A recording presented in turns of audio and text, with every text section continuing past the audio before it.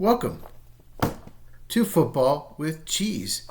Been a bit. I don't think I've done a video for about a week. A dead point in the NFL. We haven't hit the combine yet.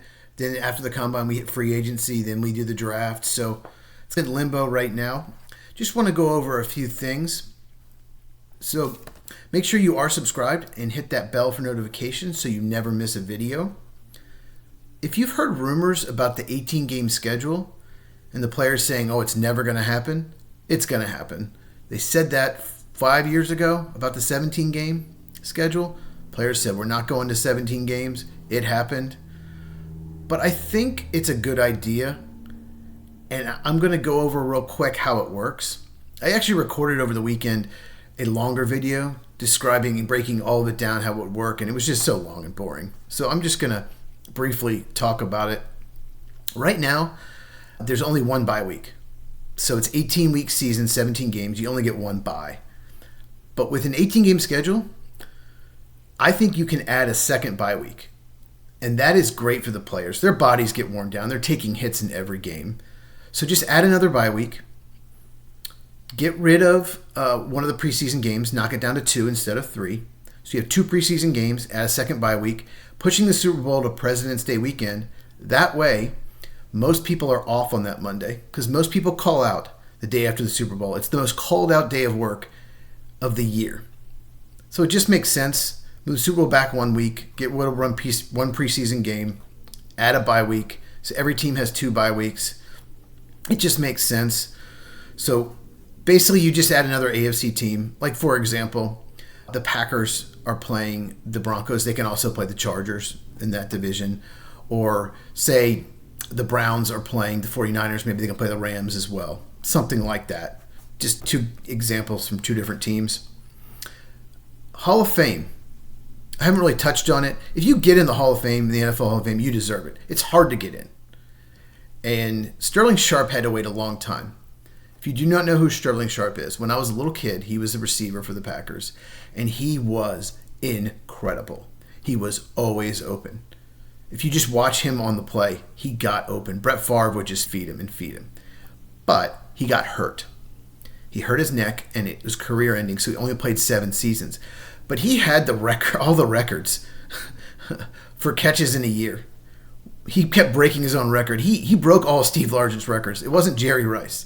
I'm not saying Sterling Sharpe's better than Rice, but if Sterling Sharpe had played as long as Jerry Rice or close to as long, his numbers would be second all time to Rice in everything. He was that good. He's one of the best 5 receivers I have ever seen.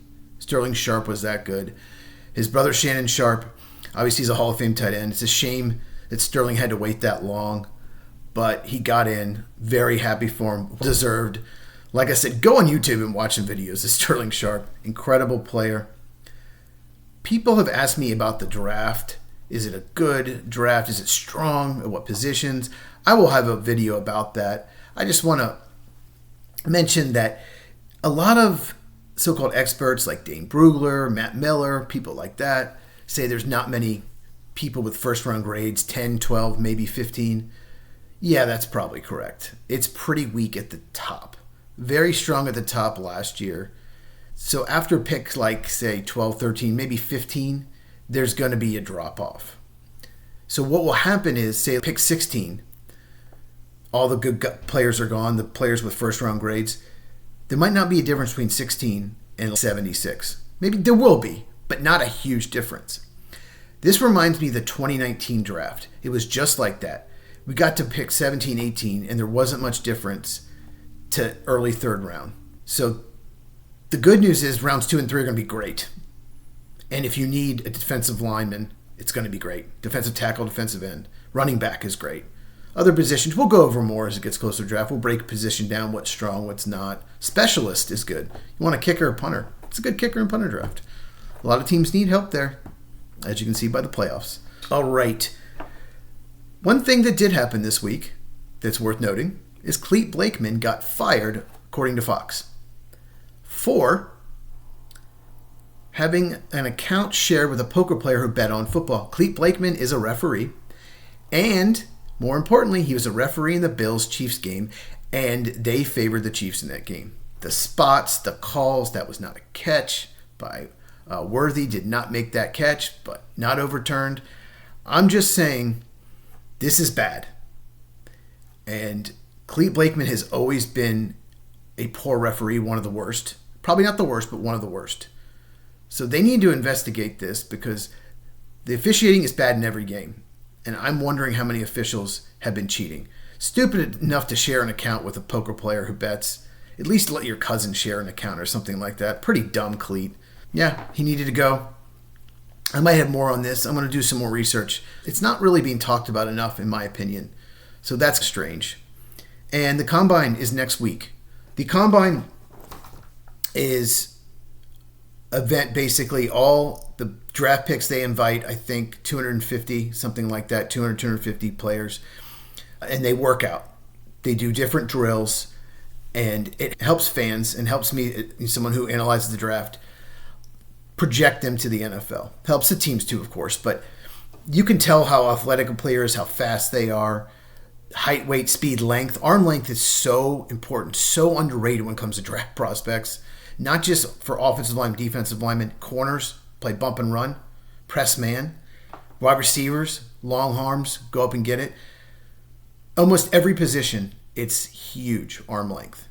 So I might obsess about someone's arm length, but it's not talked about much on ESPN or NFL Network. It's talked about, but not enough. It's very important. And we'll break each position down as we get closer to draft and why I think it's important. So someone asked if I was going to do mock drafts on this channel. I probably will when it gets closer. We need to hit the Combine first because the Combine will change a lot of people's draft status, especially at the top. I'm not sure how I'm going to do it. The problem is mock drafts right now are going to look so different in 2 months when we have the draft. So different. Like Daniel Jeremiah's mock draft right now, take a look at it. Save it, bookmark it, and then the day before the draft, when he does his NFL Network special, when he does his mock draft, look how different they are. Things are going to change. They're going to get more injury reports. Obviously, the Combine is going to change things. Anyway, so I just want to come on here, talk about what's going on. I will do more of a deep dive on Clete Blakeman. I hope they look at more referees because I guarantee you a lot of more of them cheating. So I'm going to do some more film watching this weekend. Last weekend I was really busy. I didn't have time. This weekend I'm going to watch a lot of film. We'll do more draft profiles. Combine, I'm going to try to do daily videos on the Combine. They'll be short, just recapping anything I see, prospects to watch. Thank you so much. Hit over 50 subscribers. You guys have been amazing. Friends and family, the support you guys have given me, I love it. So like the video, share it with any football fans. They love college football, if you love NFL, and especially if they love the draft. Because leading up to the draft, I'm going to be doing more than one video a day, especially the week of the draft. I'm going to take off of work that week. I will be doing probably 2 or 3 videos a day leading up to it, and I'll definitely do a mock draft. And I'll show you how much more accurate my mock draft will be than the experts, just so you know. You'll see. So, like I said, share, subscribe. I'll see you in the next video.